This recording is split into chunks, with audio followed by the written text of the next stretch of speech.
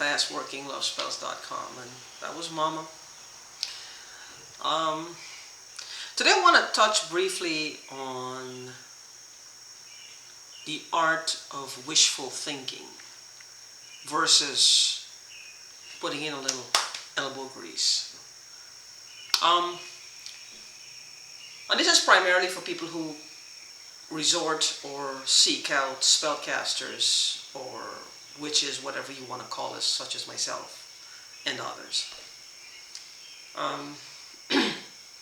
It's been, from my experience, because yes, I have had people cast spells on my behalf before, because I always feel like if there's a personal problem, I usually go to somebody else that I will trust, who knows of my situation and whom I can trust to do it for me. Somebody that I put my trust in.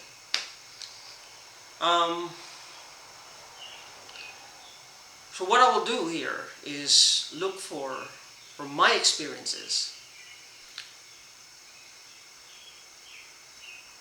When we come to a spellcaster and we put our trust in them, and the spellcaster tells us to, well, I will do A, B, C, but I need you to be aware of 1, 2, 3.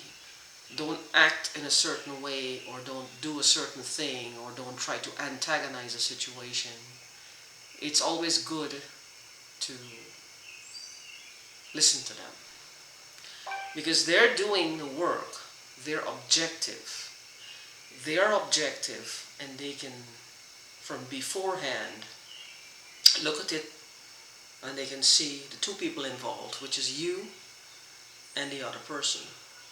And then they can identify, well, you did this, he or she reacted this way. You did this, then he or she reacted this way. Chances are you may want to stop doing these, but a lot of my clients are guilty of this. I'm not condemning you, I'm just telling you, this is not a condemnation. This is just to make you realize that if you act a certain way, like you acted in the past that led up to the creation of the problem you're in, it's best to cease and desist. It's best to stop doing that. It's best to not do that anymore, or do it less frequently. Or if you get angry, you get irritated, they just push your buttons, just walk away. Or just tell them frankly, I will not accept such behavior. I deserve better than that. Some people are like that. You have to clearly state your stand, your position, what you will and won't accept from them. Sorry about that. That's unavoidable. So the art of wishful thinking is like they come to the spellcaster, lay out the problem, have them do the work, and then they just step back without following some of the rules. Now, I have to admit that some rules use your judgment with, or some suggestions, always use your judgment. If it sounds like it's going to be beneficial to your situation, you will know. And if it sounds like it's way out there, you will know as well. So always use your discretion and your own sense of discernment. Whatever we tell you as spellcasters or witches or even life coaches, I will just put it bluntly out there. Use your own discretion. You are in the situation. You are living the situation. You are dealing with it day by day. You understand it better. But some key points, and you know when you're guilty of these things, like becoming angry, always attacking, always accusing, always trying to, you need an answer. Nobody likes to feel like they're in a relationship where they're being interrogated. And frankly, you shouldn't be in a relationship where you're feeling interrogated. And that goes for the client as well as the other person. So the client needs to understand, if you're having to be in a relationship where you feel like you have to interrogate the person, um, when the spell is cast, just tone down with the interrogation. Just tone down with the interrogation. And one thing I have to note when it comes to people's personalities, when a spell is cast, it will filter out the negativities, the negative energy, the build-up. Because remember, breakup didn't just happen like that. Something had to have been brewing, whether you saw it or not. Something was brewing in your partner. It didn't just happen in a 24-hour period. They just woke up one day and decided to leave. This had to have been in the making, mentally, emotionally, spiritually, psychologically, before it broke to the surface and they decided to walk away or find someone elsewhere or whatever they needed to do. So it was in the making. So use your sense of discernment. Use your sense of discernment, because you know what you did that led up to this. You know what you're guilty of, and we're all guilty of it. So be always on the lookout. Be always diligent. And when I talk about changing in people's personality, it will filter out the negativity. It will filter out all of the negativity. And once it filters out the negativity, you're being given a fresh start, a clean slate to work with, fresh pen and paper to write your destiny. So it's not going to change the person's personality. Nobody can do that. What will change a person's personality? Think of yourself.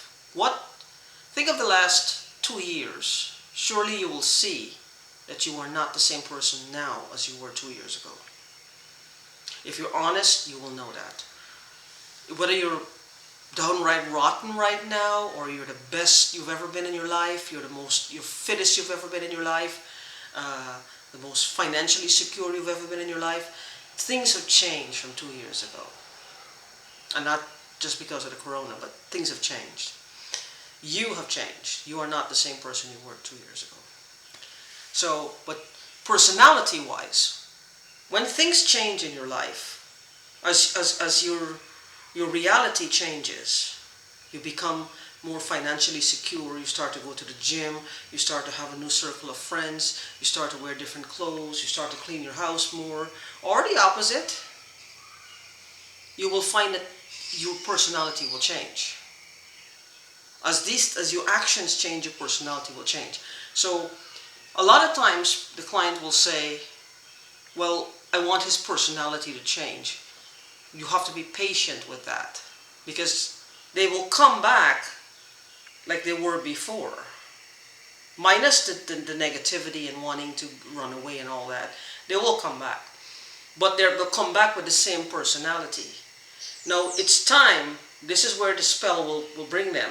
Now the two of you have to devise a plan between you two to make this work. Don't expect the spell to actually literally do all the work. The spells are not going to live your love life for you. You have to live it. You have to be there. You have to be present. You have to go back and forth on a day-to-day basis. You have to live with them. This is where the elbow grease comes in. It will take some doing on your part. The spells can only do so much. It's like sending your child off to school. You can groom them, shower them, dress them, pack the lunchbox, put them on a school bus. But you can't go in the classroom and learn it for them. They have to do that. It's the same thing.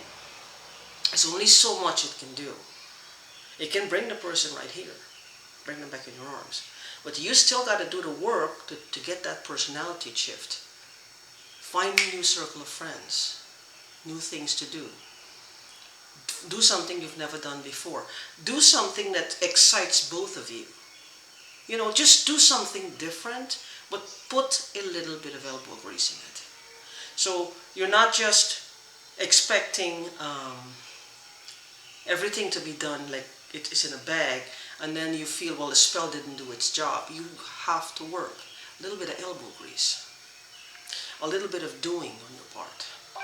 So it's not just wishful thinking that it's all going to just magically he's going to turn from a frog into a prince. It's going to be where you both work at it. If he had the personality of a frog, you loved him still. The frog behaved badly. The frog is going to come back. You want the prince, you got to both work at it. You got to both work at it. You got to put that effort into it. The personality is not going to change. If he used to laugh loudly when he was just a ordinary frog, your frog, he's still going to laugh loudly. That is part of his personality. If he used to snore, he's still going to snore. If he used to cuss a lot, he's still going to cuss a lot. That's what I mean. You got to work on that. Don't expect him to come minus all those things. It's not realistic. It's not realistic. So just bear in mind that a little bit of elbow grease is necessary. The spells will bring him back or her back, but it will take some action on your part to really get the relationship where you need it to be, which means both of you are going to have to make some adjustments. Both of you are going to have to make some adjustments, individually as well as a couple. So bear that in mind. It's not just wishful thinking, or the art of wishful thinking versus elbow grease, actually putting in some effort into it.